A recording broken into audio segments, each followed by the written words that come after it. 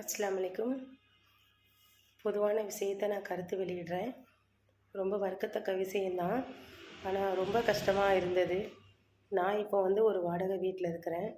எனக்கு இன்னொரு வீடு நான் வீடு காலி செஞ்சு இன்னொரு வீடு பார்க்குறக்காக போயிருக்கேன். எங்கே போனாலும் வீடு வாடகைக்கு 2 லைட் போட்டிருக்காங்க. பட் நாங்கள் போய் கேட்டோன்னா, வாங்க பார்க்கலான்றாங்க. பட் ஆளை பார்த்தோன்னே, முஸ்லீமா நாங்கள் தரமாட்டோம் அப்படின்ற மாதிரி சொல்கிறாங்க. அது ஏன்றது எங்களுக்கும் தெரிய மாட்டுது. பட் ஆனால் கேட்கும்போது ரொம்ப மனசு வருத்தமாக இருக்குது.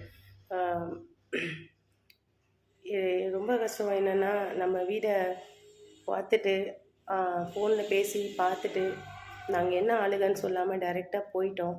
டோக்கன் அட்வான்ஸ் கொடுக்குற அளவுக்கு போயிட்டோம். போனதுக்கப்புறம் ஆளை டைரெக்டாக பார்த்த உடனே, இல்லை நாங்கள் வேறு யாருக்காவது விட்டுட்டோம், இல்லை அந்த மாதிரி சொல்லி புறக்கணிக்கிறாங்க. அது ரொம்ப வருத்தத்தக்கமான விஷயமா இருக்குது. நம்ம தமிழ்நாட்டில் வாழ்ந்துட்டுருக்கோம்.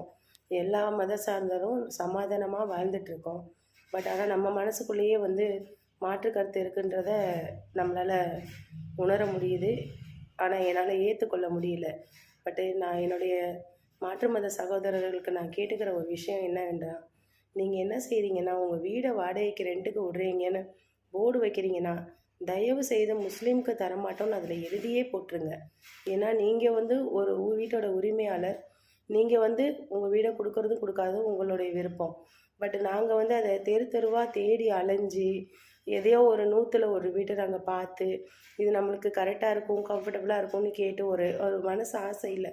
நம்ம அதை எப்படி சொல்கிறது, ஒரு மன சந்தோஷத்தில் நம்ம கேட்கும்போது மக்கள் அதை புறக்கணிக்கும் போது அது எங்களுடைய இடத்துல இருந்து பார்த்தா மட்டும்தான் உங்களுக்கு அதோடைய கஷ்ட நஷ்டம்லாம் புரியும். ஏன்னா நான் ரொம்ப கஷ்டப்பட்டுட்டேன். நான் ஒரு ஹேண்டிகேப்போட மனைவி. ரொம்ப நாங்கள் தாழ்த்தப்பட்டவங்க தான். ரொம்ப கஷ்டத்தில் தான் இருக்கிறோம். வாடகைக்கு வீடு தேடிட்டு இருக்கிறோம். பட்டு எங்களுடைய நிலைமை இப்போ நாங்கள் வெறும் 9,000 ரூபா ரெண்ட்டுக்கு இருக்கிறோம்.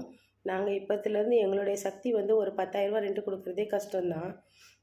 என் கணவர் ஆட்டோ ஓட்டுறாங்க, கஷ்டம்தான். அதில் நாங்கள் எப்படி மக்களுக்கு எப்படி சொல்கிறதுன்னு தெரியல. எங்களுடைய தகுதிக்கு மேலேயும் நாங்கள் 15,000 ரூபா வரைக்கும் வாடகை பார்க்கலாம் அப்படின்னு சொல்லி ஒரு கட்டத்துக்கு மேலே நாங்கள் போயிட்டோம். ஆனாலும் கூட எங்களுக்கு அந்த வீடு இன்னும் கிடைக்கலங்க. ரொம்ப கஷ்டமாக இருக்குது. நம்ம மாற்று மத சகோதரர்களுக்காக நாங்கள் எல்லாமே ஓடி ஓடி போய் எங்களை இதுலேருந்து செய்கிறோம். பிளட் டொனேட் பண்ணுறதுலேருந்து. என் ஹஸ்பண்ட் ஆக்சுவலாக ஒரு பிளட் டோனரு. அவர் யாருக்கு திடீர்னு ஒரு பிளட்டு தேவைப்படுது அப்படின்னா, அன்னைக்கு எங்கள் வீட்டோடைய வருமானத்தை ஸ்டாப் பண்ணிட்டு கூட அவர் போகக்கூடிய மனிதர் அவர். ஆனால் அவருக்கு